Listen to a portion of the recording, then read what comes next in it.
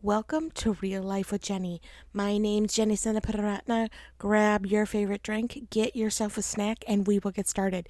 Today I have a pumpkin spice tea. It's actually pretty good, not my favorite. It's from a couple years ago and I can't find it anymore. That's okay. It's actually my last one. And I have a mini salted nut roll. Yum. All right, let's get real. So, I am currently looking at a picture in my office. And so I really don't have an office. I call it an office, but it was really a lounge. It is where my daughter hangs out. It's where her closet is.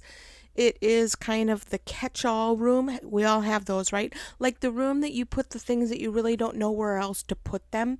It has a couch. It's kind of an odd little room. And I mean little room. But I have a picture up from Sri Lanka. And I was just meditating and praying this morning, and this picture just kind of came at me. And I thought I would talk a little bit about it. So I'm going to put it up on social. If you belong to one of my social media pages, come follow me there.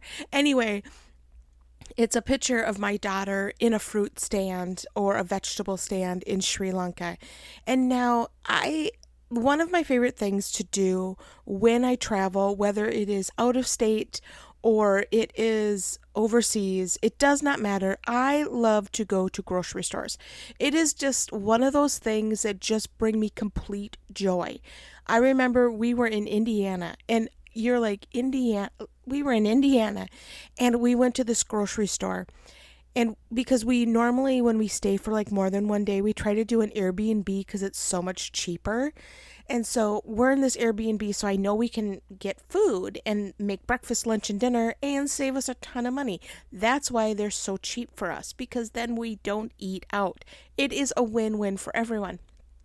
But we're in this grocery store and I'm walking around because I just love to look at the produce, because every state, every country has different produce. And I'm also in the dairy section. And there were these milks that I had never seen before. And you're like, Jenny, it's milk. Like, I get that. But they had like these different flavored milks. And I guess my sister says we have them here in Minnesota. But you know what? I don't shop here in Minnesota other than at Aldi. Like, that's the only place I actually go into the store. So I got these milks, and then you needed to return to get like $1 back or $5 back or something like that for this little container of milk. And I actually kept the container of milk, and not the milk, just the container. And I use it as a flower vase. It is just adorable, and it reminds me of this picture, the variety and the amount of different things that there were.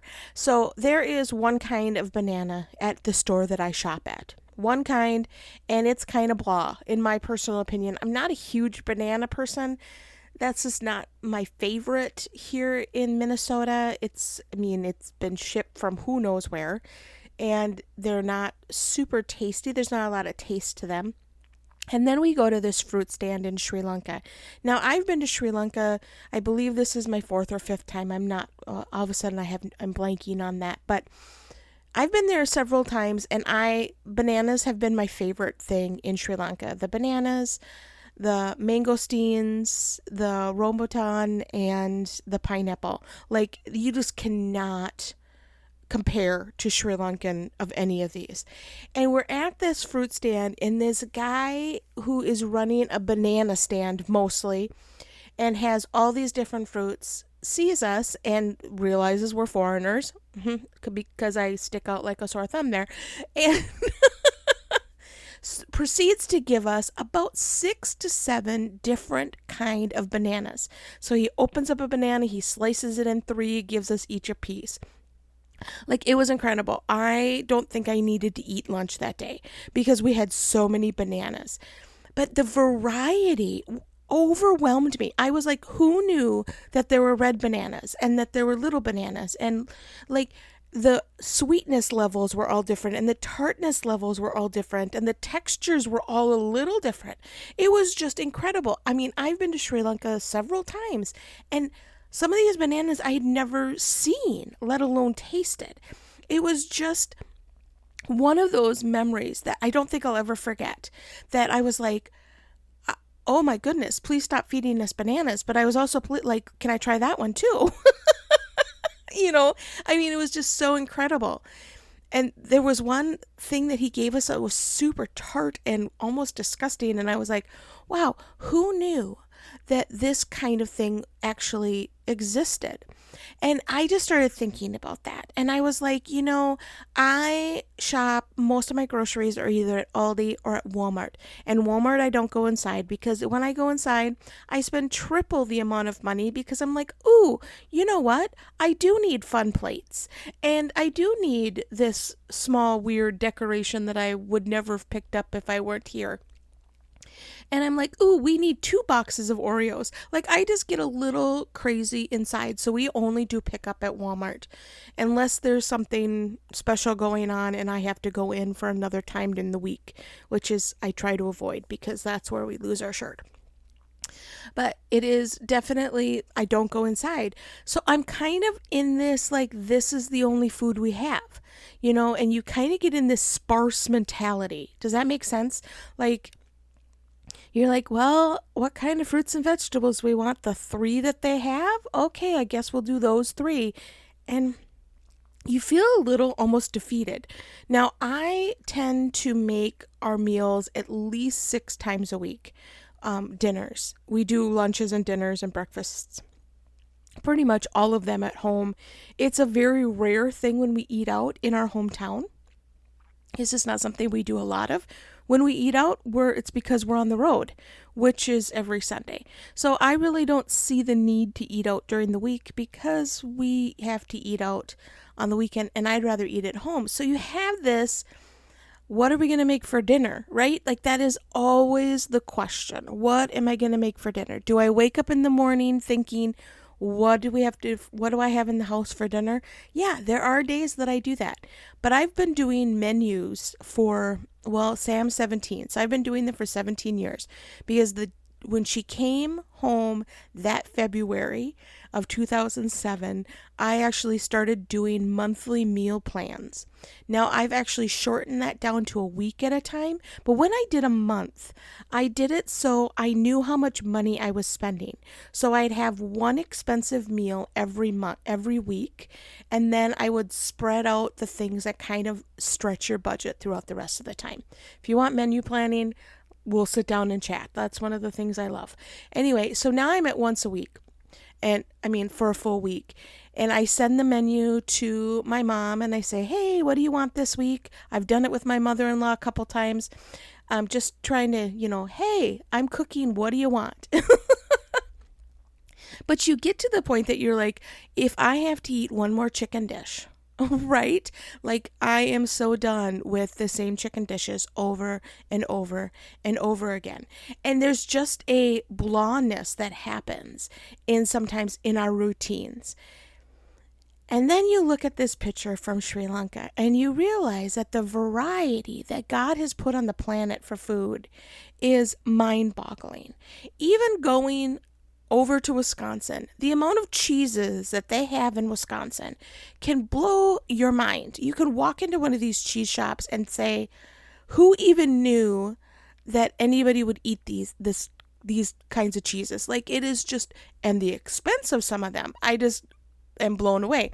I will stick with my Aldi that's got the 6 different kinds of cheeses in a block. That's enough variety for me. But I think we get stuck sometimes. We get stuck in this kind of sparse mentality, and that there isn't a lot of variety out there when it comes to our relationship with God. We just get like, this is all we know how to do, and it is kind of boring, and it's not really working for me. And sometimes we need to grocery shop somewhere else. Sometimes we need to go to another country and see the variety of bananas and see that the depth of God is so much deeper than we are currently experiencing. We just get so stuck in our routine and in the way that we look at him and that we study the Bible or we pray, that we just kind of just get stuck and we no longer look at the variety of who God is. A few years ago, we have a Christmas penguin. Some people have Elf on the Shelf. We have a Christmas penguin. And a few years ago, we did the names of God and the attributes of God. And so one day it was Jesus is a rock, and the penguin was climbing a rock wall that I had stuck to the wall. Simple things like that. And the variety of who God is blew me away. I was like, that year we just did the names of God, and I had 32 names of the Lord. Like, it was incredible. And you're trying to explain them. I believe she was probably 7 or 8. So you're trying to explain Jehovah Jireh, which is the God that provides, the provider. And it's like you're trying to explain that to a 7 or 8-year-old with a penguin doing something crazy that morning. It was really fun, but it just brought a variety of who God is. And so when we kind of just get to the point that God is what some people call the slot machine, you put in your quarter, you pull the thing, and you say, okay, Lord, will you answer this prayer? Or the vending machine, Lord, I need you to give me these things. And that's not the wholeness of who God is. Yes, God answers prayers, but he's so much bigger than that. He is our provider. He is our comforter. You look into the Bible, even Google it, and Google the names of God, and the variety of what the Bible says God is will blow you away. So I encourage you this week, go beyond where you are right now.